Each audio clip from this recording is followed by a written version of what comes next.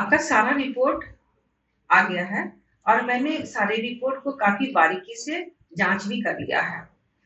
एक बात जो सामने आई है कि आपका ट्यूब दोनों साइड ब्लॉक है और साथ ही साथ आपका एमएच का वैल्यू काफी कम है, 0.2। और ऐसे कंडीशन में सेल्फ जो प्रेगनेंसी होती है उसमें दिक्कतें आती है। रही बात बाकी जांच आपकी नॉर्मल है, यूट्रस का कंडीशन अच्छा है। इसके अलावा अगर हम और देखें तो आपके पति की जो जांच है वो बिल्कुल ही नॉर्मल है, उसका क्वालिटी क्वांटिटी सब चीज नॉर्मल है। अब बात आती है कि आपकी शादी के 11 साल हो चुके हैं और आज आपकी उम्र 36 साल हो रही है। तो अब जो आपके पास जो उपाय आता है प्रेगनेंसी पॉजिटिव होने के लिए, वो नेचुरल प्रेगनेंसी से पॉसिबल नहीं हो सकता है। इसके लिए आपको आईवीएफ में जाना चाहिए। लेकिन फिर भी आईवीएफ में कितना अच्छा रिजल्ट मिलेगा उसके लिए हमें प्लान करना होगा कि हम सेल्फ साइकिल में जाएं या फिर हमें किसी डोनर का सहारा लेना पड़े। सेल्फ साइकिल का मतलब होता है कि आपके शरीर से जो भी अंडे हैं जो उस साइड्स हैं वो हम दवाई दे करके काफी ज्यादा संख्या में बनाएं और हस्बैंड के जो स्पर्म है उसके साथ फर्टिलाइज कराएं, फिर एम्ब्रियो को फ्रीज करें और फिर उसको हम आपको नेक्स्ट साइकिल में आपको एम्ब्रियो ट्रांसफर करें। लेकिन अब बात आती है कि चूंकि आपका एमएच इतना कम है कि हम उसको जब तक एक नॉर्मल रेंज में नहीं आएगा तो हमें अच्छी क्वालिटी की जो उस साइड से वो नहीं मिल पाएगी। अब इसके लिए जो हमारे पास उपाय हैं, जो एमएच है उसको बढ़ाने का या क्वालिटी ऑफ एम्ब्रियो बढ़ाने का, तो उसके लिए जो सबसे सरल उपाय है वो है कुछ मेडिसिन को यूज करना। बहुत सारे मेडिसिन है, फॉर्मुलेशन है जिससे कि एमएच काफी अच्छी हो जाती है। 3 से 6 महीने तक की हम लोग मेडिसिन उसको प्रेस्क्राइब करते हैं और उसके बाद पुनः एमएच टेस्ट करते हैं। लेकिन देखा जाता है कि कभी कभी दवाई लेने के बावजूद भी एमएच में कोई चेंजेस नहीं आता है, बहुत माइनर सा चेंज आता है।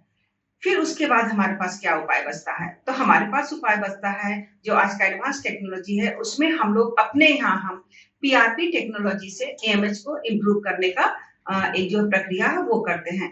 उसमें आप ही के शरीर से ब्लड निकालेंगे और उस ब्लड से हम प्लेटलेट रिच प्लाज्मा जो होता है वो तैयार करेंगे एक सेंट्रीफ्यूज मशीन के द्वारा और फिर उसे हम आपके दोनों ओवरी में उसको फिर से इंजेक्ट करेंगे। या तो वो ओवम पिकअप नीडल के सहारे अल्ट्रासाउंड गाइडेड करेंगे या नहीं तो लेप्रोस्कोपिक के द्वारा हम ये जो फ्लूइड तैयार करते हैं पीआरपी रिच प्लाज्मा उसे हम ओवरी में इंजेक्ट करते हैं। उसमें 2 या 3 सेटिंग में हमें पीआरपी करना पड़ता है और फिर उसके बाद जब हम एमएच कराते हैं और अल्ट्रासोनोग्राफी से पता चलता है कि नहीं आपकी जो ओवरी की कंडीशन है वो पहले से इम्प्रूव कर गई है, तब उसमें हम स्टिमुलेट करते हैं आपको और आईवीएफ का प्लान करते हैं।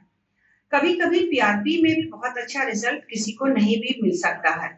एक और उसका अल्टरनेटिव हमारे पास जो एडवांस है वो है ऑटोलोगस स्टेम सेल थेरेपी। इसमें हम लोग क्या करते हैं कि ब्लड हम वेन से नहीं लेकर के हम उसके बोन मैरो से लेते हैं, हड्डी से उसका ब्लड निकालते हैं। मोस्ट कॉमनली कमर की हड्डी जो आइलियड क्रेस्ट है या फीमर से ब्लड निकाल के अगेन हम सेम टेक्नोलॉजी से हम सेंट्रीफ्यूज करके जो हम स्टेम सेल तैयार करते हैं और स्टेम सेल को अगेन हम ओवरी में इंजेक्ट करते हैं। इसका रिजल्ट उससे भी ज्यादा अच्छा होता है।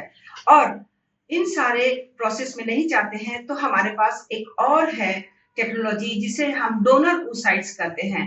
अगर आपके पास अपने अंडे नहीं बन रहे हैं तो हमें डोनर से oocytes लेने पड़ते हैं। उसके लिए काफी हमें पेपर वर्क करने होते हैं कि हम क्यों oocytes डोनर में जा सकते हैं और इसके बाद डोनर oocyte में फर्टिलाइज कराते हैं, गुड क्वालिटी एम्ब्रियो बनती है तो उसे एम्ब्रियो ट्रांसफर करते हैं। ये सारी चीजें हैं, आपको दोनों पति पत्नी को अच्छे से समझना पड़ेगा, प्लान करना पड़ेगा और उसके बाद हम लोग प्रोसीड कर सकते हैं आईवीएफ में। और अगर इन सारी चीजों से भी आप नहीं बचना चाहते हैं तो आपके पास एक अल्टीमेट एडॉप्शन का ही एक सहारा है जो आपको लेना पड़ेगा। तो आप जो भी हो मुझे प्लान करके बताएं। समझ रहे हो जो ये